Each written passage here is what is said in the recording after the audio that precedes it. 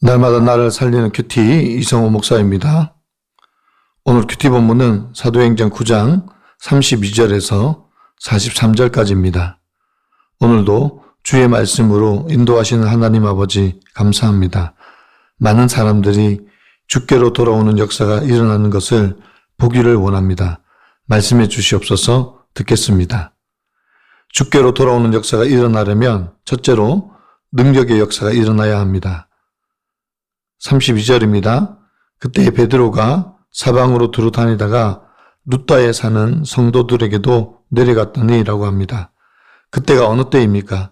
31절에서 교회가 평안하고 든든히 서가며 성령의 위로로 믿는 자들의 수가 점점 많아지고 있는 때입니다. 그때 베드로가 각처로 다니며 복음을 전했습니다. 그리고 룻다에 사는 성도들에게까지 내려갑니다. 여기 룻다는 예루살렘에서 약 40km 정도 떨어져 있는 작은 도시입니다. 베드로는 룻다에서 에니아라는 사람을 만납니다. 그 사람은 중풍으로 8년째 침상에 누워있는 사람입니다. 중풍병으로 8년을 누워 있었다는 것은 거의 절망에 빠져 있는 상태입니다. 그뿐만 아니라 가족들도 얼마나 힘들고 어려운 시간을 보내고 있겠습니까?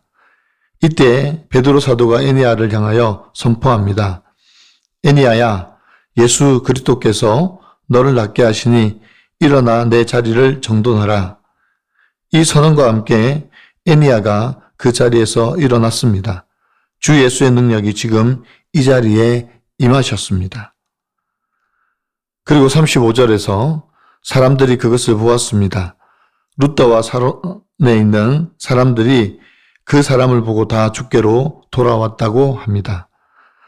하나님의 능력이 나타날 때 사람들의 마음이 주께로 향하게 됩니다. 능력 자체가 목적이 아니라 그 능력을 통해 하나님을 알고 그분께 돌아오게 하는 것이 하나님의 뜻입니다. 오늘도 마찬가지입니다. 우리 안에 역사하신 하나님의 능력을 믿고 의지할 때 우리를 통해 주변 사람들이 주께로 돌아오는 역사가 일어날 줄 믿습니다. 적용 질문입니다. 내 삶의 연약함과 고난을 감추려고만 하진 않습니까? 나의 연약함에도 불구하고 하나님의 능력이 나타나면 돌아오는 역사가 일어날 줄 믿습니까? 주께로 돌아오는 역사가 일어나려면 둘째로 생명의 역사가 일어나야 합니다. 36절입니다. 욥바에 다비다라는 여제자가 있으니 그 이름을 번역하면 도루가라. 선행과 구제하는 일이 힘이 많더니 라고 합니다. 욥바에는 선행과 구제의 삶으로 칭찬을 받는 여제자 다비다라는 사람이 있었습니다. 그런데 그가 갑자기 병들어 죽었습니다. 그래서 사람들이 다비다의 시체를 씻어 다락에 누이고 급하게 베드로를 찾아갑니다. 38절에서 보니까 욥바는 룻다에서 가깝다고 했습니다. 대략 도보로 서너 시간 정도 떨어져 있는 곳입니다. 그래서 제자들이 베드로가 거기 있음을 듣고 두 사람을 보내어 지체 말고 와달라고 간청을 합니다. 39절입니다. 베드로가 일어나 그들과 함께 가서 이르매 그들이 데리고 다락방에 올라가니 모든 가부가 베드로 곁에 서며 울며 도루가가 그들과 함께 있을 때에 지은 속옷과 겉옷을 다 내어 보이거늘 이라고 합니다. 베드로가 도착했을 때 가부들이 울며 다비다가 그들과 함께 있을 때에 지은 속옷과 겉옷을 다 내보이며 그를 그리워했습니다. 다비다의 죽음은 많은 사람들에게 큰 상실이었습니다. 베드로가 사람을 다 내보내고 무릎을 꿇고 기도하고 돌이켜 시체를 향하여 다비다야 일어나라 고 하니 다비다가 눈을 떠 베드로를 보고 일어나 앉습니다. 다비다가 살아났습니다. 이것은 단순한 치유의 역사가 아닙니다.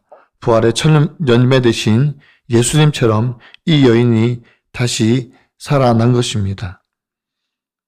이 사건이 온 요바에 알려짐에 많은 사람이 주를 믿었다고 42절은 증언합니다. 생명을 살리신 하나님의 역사를 본 사람들이 주께로 돌아온 것입니다. 다비다는 선행과 구제를 통해 죽어가는 영혼들에게 소망과 위로를 주었습니다. 하나님께서는 이런 생명의 통로로 살았던 다비다를 다시 살리심으로 더 많은 사람들이 주께로 돌아오게 하셨습니다. 적용 질문입니다. 나는 지금 이웃에게 어떻게 비춰지고 있습니까? 선한 이웃으로 비춰집니까? 내 삶에 찾아온 위기와 어려움을 통해 주변 사람들이 주께로 돌아오는 역사를 경험한 적이 있습니까? 오늘 큐티 묵상 간증은 미정아 일어나라는 제목의 한 성도님의 묵상 간증입니다. 3년 전 출근길에 횡단보도를 건너던 남편은 신호위반으로 달려오는 차에 치여 응급실로 실려갔습니다. 중풍병으로 침상 위에 누워있던 애니아처럼 남편은 의식을 잃은 채 죽음의 문턱에 있었습니다. 저는 경찰에 연락을 받고 병원으로 가는 차 안에서 남편을 살려주세요 라는 기도보다는 주님, 제가 잘못했습니다 라는 회개가 먼저 나왔습니다. 그리고 다비다의 죽음 앞에서 제자들이 베드로에게 지체 말고 와달라고 간청하듯이 믿음의 공동체에 가장 먼저 이 사실을 알리고 기도를 부탁했습니다. 저는 보호자 대기실에 앉아 그날 큐티 본문인 고린도후서 8장을 읽고 또 읽었습니다. 마게도나 교회들이 많은 시련 가운데서도 넘치는 기쁨으로 풍성한 연보를 했다는 말씀이었습니다. 이를 묵상하며 이 일은 하나님이 우리 가족으로 하여금 구원의 풍성한 연보를 드리게 하실 사건이구나 라고 해석되었습니다. 또한 믿음의 가정을 이루고 하나님의 기업인 두 자녀를 은혜로 받았지만 어느새 성도의 사명을 잊고 내 가정과 자녀만 챙기는 저의 이기심이 생각나 회개했습니다. 이후 남편은 의식이 없는 중환자실로 침상에 누워 있었지만 많은 사람을 주께로 돌아오게 하는 사명을 감당했습니다. 영적 중풍병자인 저를 살려주었고 믿지 않는 가족을 교회로 인도했습니다.